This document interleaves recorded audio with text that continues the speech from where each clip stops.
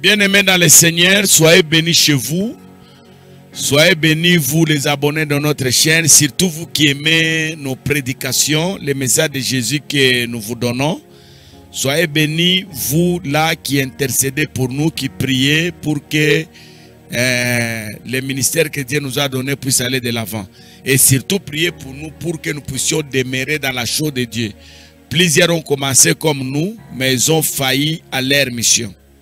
Soyez bénis, soyez comblés de beaucoup de bienfaits. Ma prière, si vous êtes malade, que Dieu vous guérisse. Ma prière, si vous n'avez pas de travail, que Dieu vous donne l'emploi. Ma prière, si vous avez un déséquilibre dans votre mariage, dans votre ménage, que le Dieu de l'équilibre vienne mettre la paix. Ma prière au nom de Jésus, si vous ne concevez pas, vous avez un problème de maternité, que Dieu visite votre ventre. Que le Dieu qui donne les enfants, le Dieu qui considère les enfants comme une bénédiction qu'il donne aux parents, que ce Dieu-là vienne vous bénir de cette manière-là. Vous êtes dans le ministère, que Dieu fasse prospérer votre ministère. Vous êtes leader, que Dieu vous donne les capacités de bien gérer les gens qui sont derrière vous. Vous êtes président de la République, vous êtes ministre, vous êtes gouverneur, vous êtes politicien en opposition, ou vous gérez la chose publique. Ma prière, que Dieu vous donne la sagesse afin de faire le travail avec un cœur très fidèle. Merci. C'est notre émission à l'ère du salut, où nous parlons que quelle que soit l'ombre des choses, quel que soit les hauts et les bas, quel que soit le combat des hommes, quel que soit l'endroit où vous vivez, nous sommes en train de vous annoncer que le diable est convaincu que vous réussirez. Pourquoi? Non pas parce que vous devez réussir, vous réussirez parce que vous êtes attaché à quelqu'un qui s'appelle la réussite. Qui s'appelle la réussite? C'est Jésus lui-même. Jésus, c'est la réussite. Partout là où il est passé, quand les gens pleuraient, il a donné le sourire. La Bible dit il allait de ville en ville pour réaliser, accomplir les biens. Il allait de ville en ville faisant les biens. Que Dieu soit loué. Donc, votre attachement à Jésus fera que vous puissiez réussir. Pierre a travaillé toute la nuit selon les méthodes de la pêche et selon l'intelligence qu'il avait, il a échoué. Mais quand Christ est arrivé, il s'est associé à sa vie, il a réussi. Là où vous avez échoué seul, avec Jésus, vous réussirez. Là où les choses vous ont compliqué seul, avec Jésus, vous ferez des exploits. Que Dieu vous bénisse. Le diable est convaincu que vous allez réussir. C'est pourquoi il multiplie des stratégies, il multiplie des mécanismes pour vous amener à échouer. Quels sont les mécanismes que le diable opère pour amener quelqu'un à échouer? Quelqu'un qui est rempli des promesses de Dieu. Le diable l'amène à échouer. Quels sont ces mécanismes-là? C'est ça le sous-thème que nous donnons depuis un certain temps. On a déjà dit beaucoup de choses. On a parlé de l'orgueil exagéré, notre opinion de soi. On a parlé de la culpabilité. On a parlé de l'incrédulité. On a parlé de l'esprit de la facilité. Nous avions parlé de la haine. La haine qui est la deuxième face du diable. Vous haïssez quelqu'un sans raison, mais vous êtes rempli par le Saint-Esprit. Vous prêchez à l'église. Vous êtes représentant légal, mais vous avez la haine contre une tribu. Bien-aimé dans le Seigneur, dans la vie, tu ne réussiras jamais. Cette pensée-là ne vient pas de toi. C'est le diable qui est à l'origine de ça. Ce qu'il faut faire quoi? Il faut renoncer. Maintenant, aujourd'hui, je suis venu avec une autre stratégie. C'est que le diable fait pour amener quelqu'un à échouer. Le diable, c'est un malin. Il ne faut jamais lui donner l'occasion. N'oubliez pas ce qu'on a lu la fois passée, 2 Corinthiens chapitre 2, le verset 11. De ne jamais laisser l'avantage au diable, car nous n'ignorons pas ses desseins. Dans vos relations amicales, dans vos relations familiales, dans vos relations spirituelles, dans vos relations politiques, dans vos relations scientifiques, dans vos relations, faites un effort, battez-vous jour et nuit, veillez, veillez, veillez, ne somnolez pas, n'osez pas de laisser un peu d'avantage, même un peu, ne fût-ce qu'un peu d'avantage au diable. Pourquoi? Nous n'ignorons pas ses desseins. Quel est le dessein diabolique? Quel est le travail que le diable fait? Le diable, quand il vient dans la vie de quelqu'un, dans une famille, dans une maison, il vient faire quoi? Le diable vient tuer. S'il n'a pas tué, le diable vient détruire. S'il n'a pas détruit, le diable vient voler. Beaucoup de gens ont vu leur vie déséquilibrée par l'action du diable. Ce que Dieu vous a donné, le diable a détruit. Ce que Dieu vous a donné, le diable a volé. Ce que Dieu vous a donné, le diable a tué. Il a tué vos parents, c'est pourquoi vous n'avez jamais terminé les études. Si vos parents étaient restés en vie, tu pouvais aussi aujourd'hui terminer les études. Le diable, très tôt, il a tué tes parents. Le diable a tué l'entreprise là où tu travaillais. Aujourd'hui, tu souffres. Tu es dehors avec les enfants. Si l'entreprise n'était pas tuée par le diable, aujourd'hui, peut-être tu serais une grande personne. Je connais un monsieur qui était un grand directeur dans son entreprise. Il vivait dans la paix, dans la joie. Quand l'entreprise a fermé, cette personne a tout perdu. Aujourd'hui, il dort dehors. Donc le diable travaille. Il détruit les nations. Il détruit les relations. C'est ça sa mission. Et la Bible dit, ne lui donnons pas de l'avantage. Que Dieu soit loué. Aujourd'hui, bien aimé dans le Seigneur, un sous-thème. Quoi ne pas faire pour ne pas échouer? Mais le diable, c'est un spécialiste. C'est une stratégie diabolique. Nous prenons Proverbe 18, le verset 24. Celui qui a beaucoup d'amis les a pour son malheur, mais il est tel ami plus attaché qu'un frère. Vous savez, dans la vie, nous avons besoin des amis. Personne ne peut vivre seul. Tu as besoin de la collaboration. Vous avez besoin d'une main d'association dans la vie. Chaque personne a besoin d'une relation. Il a besoin d'un ami. Il y a des amis qui sont plus que des frères. Ils sont là partout. Ils sont là, ils vous soutiennent. Là où tout le monde vous a abandonné, l'ami est là. Il vous conseille, il vous montre les chemins. Il vous défend. Il est prêt à mourir avec vous. Il y a des amis comme ça. Et nous bénissons les amis fidèles. Les amis que Dieu nous a donnés. Les amis qui nous ont aidés à avancer dans la vie. Il y a des choses que nous avons aujourd'hui parce que nous avons eu des bons amis. Il y a des gens qui ont construit, qui ont terminé les études parce qu'il a évolué avec un bon ami qui les poussait à mieux faire, qui les poussait à la réussite. Je l'ai déjà dit, je vais le répéter aujourd'hui. Moi, depuis que j'ai commencé à servir le Seigneur, il y a des choses que je garde jalousement et je n'ai jamais accepté que ces choses-là soient entamées, soient touchées. La première chose que je garde avec tout cœur, c'est ma foi.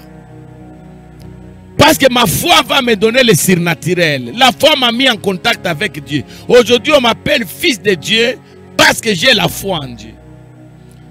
Je peux tout perdre, mais je n'accepterai pas jamais, quelle que soit la manière de perdre ma foi. Ma foi, c'est un gage de la bénédiction. Et la Bible dit, la foi que tu as là, garde-la toi-même devant Dieu. Heureux celui qui ne se condamne pas dans ce qu'il approuve. La foi, bien aimée dans le Seigneur, c'est une richesse. C'est par la foi que nous pouvons réaliser de grandes choses. C'est vraiment par la foi que nous pouvons entrer en contact avec Dieu. La deuxième des choses que je garde jalousement, ce sont mes relations. Il y a des choses que la foi ne me donnera jamais, mais une relation peut me donner. Une relation peut me donner. Parfois, quand j'ai pris sans relation, quand j'ai la foi sans relation, je ne vois rien.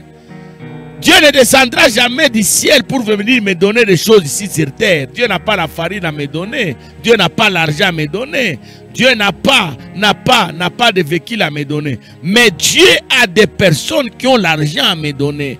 Dieu a des personnes qui ont des véhicules à me donner. Dieu a des personnes qui ont des choses à me donner. Alors pour que Dieu suscite ces personnes-là à me donner quelque chose, je dois passer par des... Dieu passe par des relations. Je dois garder de bonnes relations. Aujourd'hui, nous avons des chrétiens qui sont en bonne relation avec Dieu, Mais sur cette terre, aucune relation. Et ils sont en train de gémir, de souffrir. Pasteur sans relation. Avocat sans relation. Qui va t'amener des clients? Bien aimé dans le Seigneur. Vous avez votre hôpital, mais sans relation. Aujourd'hui, ce sont des relations. Quand on parle de marketing, le marketing, ce sont des opérations liées à des relations. Aujourd'hui, l'église a besoin de la connexion. Voyager, aller à gauche, à droite. Bien aimé dans le Seigneur, ça demande des relations. Vous arrivez dans une ville, on vous accueille parce qu'on vous connaît, parce qu'on vous a recommandé. Mais si tu n'as pas personne, une personne à te recommander, qui va te recevoir? Aujourd'hui, même à l'église, pour recevoir quelqu'un, nous cherchons à savoir, il vient d'où? Il est de quelle base? Il est de quelle source? Bien aimé dans le Seigneur, pour qu'on confirme réellement que tu es serviteur, nous devons appeler là où tu viens, une relation. Est-ce que vous le connaissez? La relation, c'est une bonne chose que nous devons garder avec jalousie. Mais si les relations sont importantes, bien aimés dans le Seigneur, nous ne pouvons pas avoir n'importe quelle relation. Écoutez les choses que Proverbe nous dit. Celui qui a beaucoup d'amis, il les a pour son propre malheur. Et aujourd'hui, le diable a compris. Il a dit pour amener la souffrance dans le monde, pour amener des problèmes à l'humanité, je dois mettre l'esprit d'avoir beaucoup d'amis dans la vie des chrétiens. Les gens s'attachent à n'importe qui. Vous venez à l'église pour prier, vous ne venez pas à l'église pour créer des relations. Non, bien aimé dans le Seigneur. Vous avez commencé des contacts, vous vous êtes connus à l'église, maintenant vous avez des contacts que vous faites sans que l'église ne soit informée. Qui t'a dit que tous ceux qui viennent à l'église sont des saints? Qui t'a dit que tous ceux qui viennent à l'église, il a la crainte de Dieu? Moi j'ai toujours dit ceci à l'église, la seule personne qui connaît les enfants qui viennent à l'église, c'est le pasteur. Vous commencez des relations sans informer le pasteur. Vous vous êtes connus à l'église. Hein? Vous là, vous vous êtes connus à l'église. Mais aujourd'hui, vous avez pris l'engagement de vous révolter contre l'église. Tu as enseigné l'autre à se révolter contre les pasteurs. Votre mariage a été béni dans cette église. Hein? Toi, mon frère, tu es venu dehors. Tu as trouvé la fille à l'église. Ou vice versa. La fille est venue dehors. Tu as trouvé au pied de ce pasteur-là. Vous vous aimez aujourd'hui. Aujourd'hui, vous vous enseignez les mensonges. Vous vous révoltez contre l'église, vous partez. Bien-aimé dans le Seigneur. Celui qui a écrit le livre des Proverbes, c'est un homme sage. Il dit, celui qui a beaucoup d'amis, il les a pour son propre malheur. Dans la vie, bien-aimé dans le Seigneur, tu ne peux pas marcher avec n'importe qui. Dans la vie, sur cette terre, tu ne peux pas t'attacher à n'importe qui. Même à l'église, on ne donne pas la chair à n'importe qui. Il y a un langage que tous les hommes de Dieu disent, mais paix applique ça. La chair est chère, on ne peut la donner que celui qui est cher. Mais parfois nous avions donné la chair à des gens qui nous ont détruits. Tu lui as donné avec amour. Mais il est venu t'empoisonner. Il est venu détruire son église. C'est pourquoi dans le comportement relationnel, la chose la plus capitale qu'un chrétien doit observer, c'est le discernement. Discernons les gens qui viennent s'attacher à nous. Il y a des gens qui viennent bien aimer dans le Seigneur s'attacher à vous parce qu'ils voient un intérêt. Moi j'aime les gens qui s'attachent à nous sans intérêt. J'aime ça. Mon papa spirituel me disait quelque chose que j'aime bien, paix à son âme. Il me rappelait ça souvent, apôtre Marcel, mon fils. Dans la vie ministérielle, ne travaille pas avec les gens que toi tu aimes. Travaille avec les gens que tu aimes. Ah, ça c'était sa phrase, son langage fétiche. Il me rappelait ça souvent. Dans la vie ministérielle, mon fils, ne t'attache pas avec les gens que toi tu aimes. Attache-toi avec les gens qui t'aiment.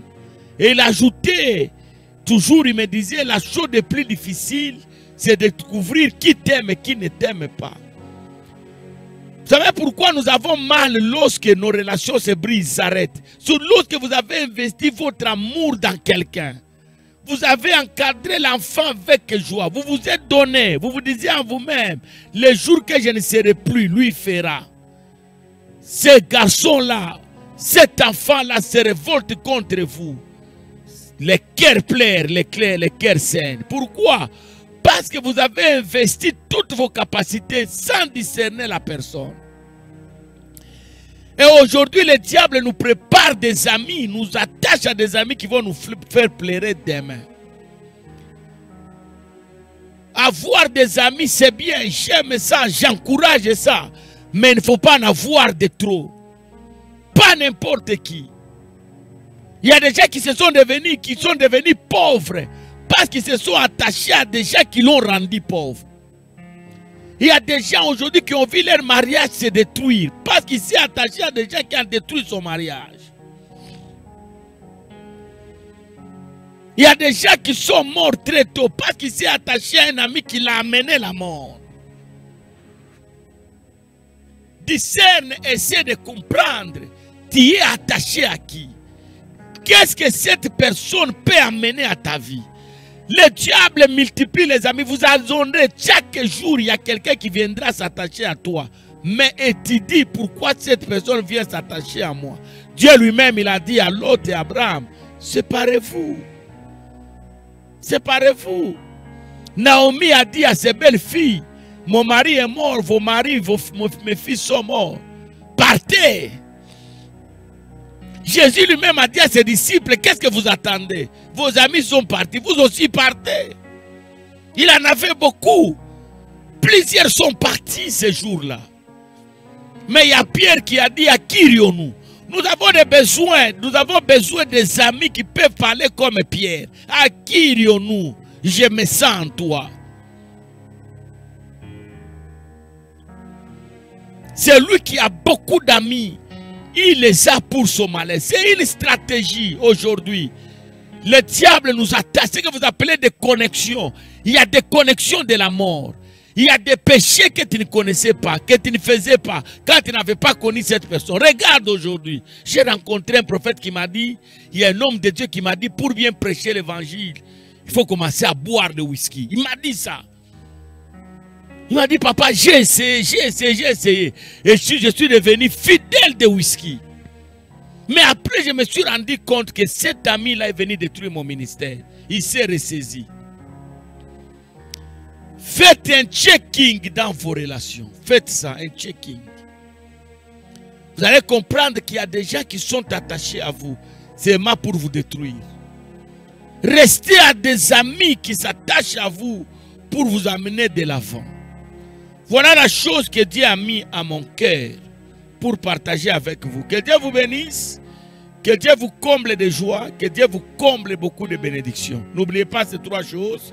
Si vous êtes abonné, partagez la vidéo, faites des commentaires. Si vous n'êtes pas abonné, bien aimé dans le Seigneur, abonnez-vous, faites des commentaires et partagez la vidéo. Soyez bénis chez vous et à la prochaine.